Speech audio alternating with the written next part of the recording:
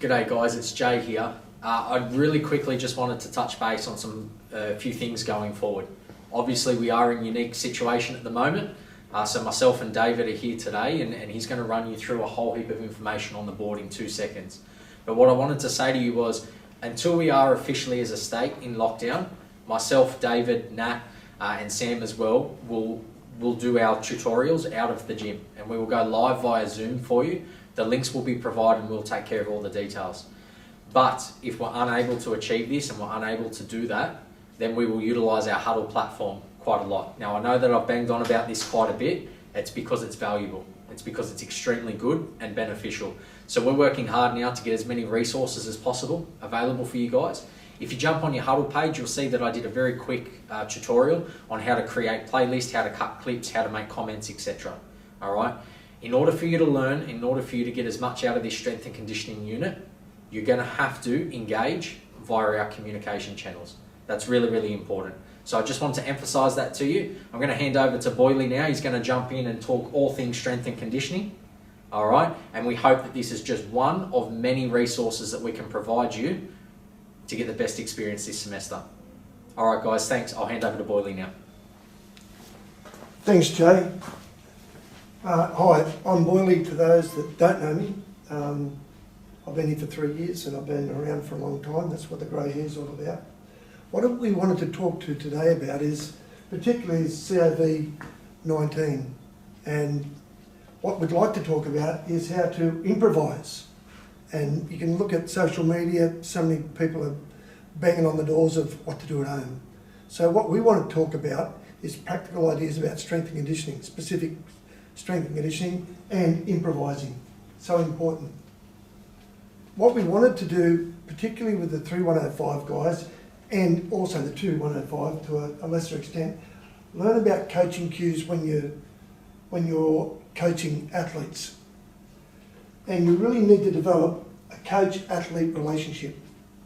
If we don't have communication, we don't get our point across.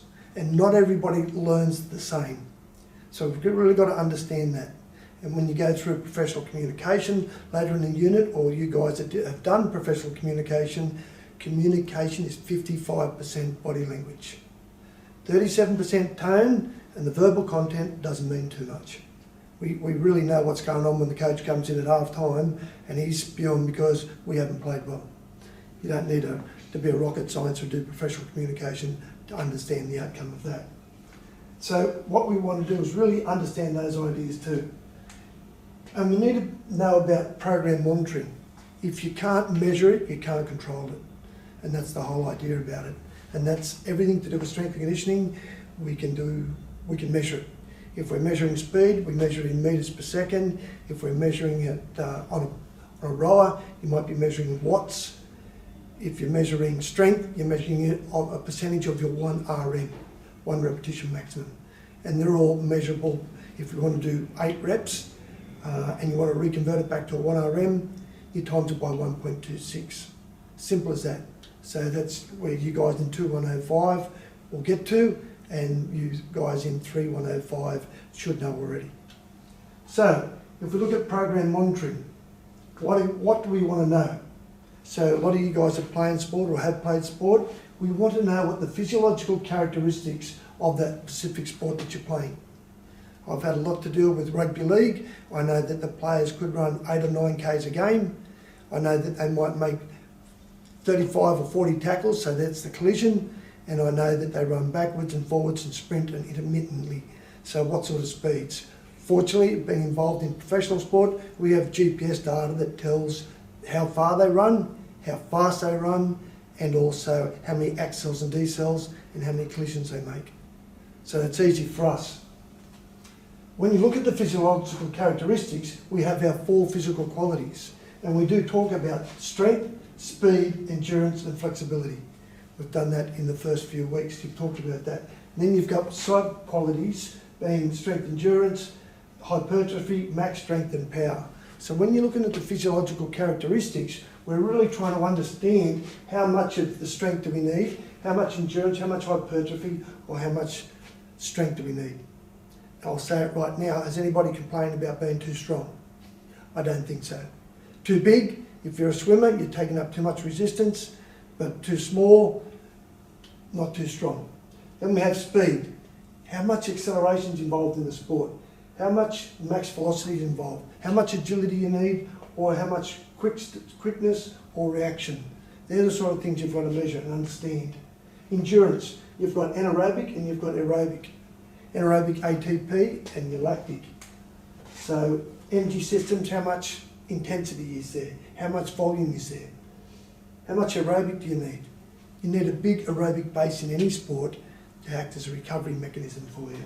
So again, you can work on your power phases and you can work on your capacity phases. And then we've got flexibility, mobility, range of movement, ballistic movements, dynamic and static, all parts of your sports.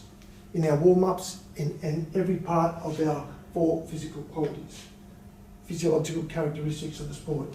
Very important. When you want to put a program together, you really need to ask 3 questions. What, why, how, and how does it all fit into the team? And we know that the teams are made up of individuals, and that's where we're going to move now to our training principles. And our training principles are recovery, adaptation, variety, progressive overload, individualisation, specificity, and reversibility. That's our bread and butter of all training physical qualities. And then you look at the team, and then you look at the individual. Very important. Then you've got to look at why do you want to do it? What do you want to measure? You need to measure your performance. And you'll set these, and also how to set the external loads. So if I know what these physiological characteristics of sport are, and that's the end point, I need to start off where we're at now. Once we start where we're at, then we can move that along. Once you set those external loads to somebody, like a 1.2k time trial or a yo-yo test, that's the external load, and we have to measure the internal response. And you've got 15 different people, 15 different responses. It's very important that we understand each one of them if you want to be a good strength and conditioning coach, because we have got to care for our athletes. And once we set the external loads and we get that individual response, we need to record it, to monitor it. That will help us measure performance and set some outcomes and get our game readiness for our athletes. So the training principles, as I said, recovery, adaptation, variety, progressive overload, individualisation, specificity, and reversibility. If you don't use it, you lose it. Then what we've got to do when we're putting our program together is talk about our training variables. How much, what type, what frequency, what intensity, and what duration. So if we go over it, volume there, we know that our strength is around 6 reps, and 6 reps is 85% and above. We know that the type that's max strength. We know that the frequency in pre-season, if you're with a professional team, you might do 4 sessions a week. If you're in season, you might go down to 2 sessions a week. And then the intensity. The intensity, I said, for strength is around 85%. If you're doing 6 reps, that'll get you a 1 RM, and then you might go up to 4 reps, 3 reps, which is around 92%. 2 reps is 95%, and 100% is 1 rep. And then how long? How long is the session going to take? What we really want to look at now for you guys is that not only is it talk about individualisation with our players, but we're also with our coaches, as you guys want to be, and also you're actually students at the moment. What we want to make with the COVID virus period is for you guys to ask questions, and then we can give you specific answers. So I can rant and rave, Jay can rant and rave and talk about things, but you need to ask questions, and we can do short videos specific to the questions that you guys ask. So we'll be able to do that if you send it on your loop when we ask questions, or just ask it off the lectures or the tutorials. I wish you all the best over this time. It's challenging, but our drought-stricken farmers got through it, our fire victims got through it, and I'm sure we'll get through it as well. Enjoy your course.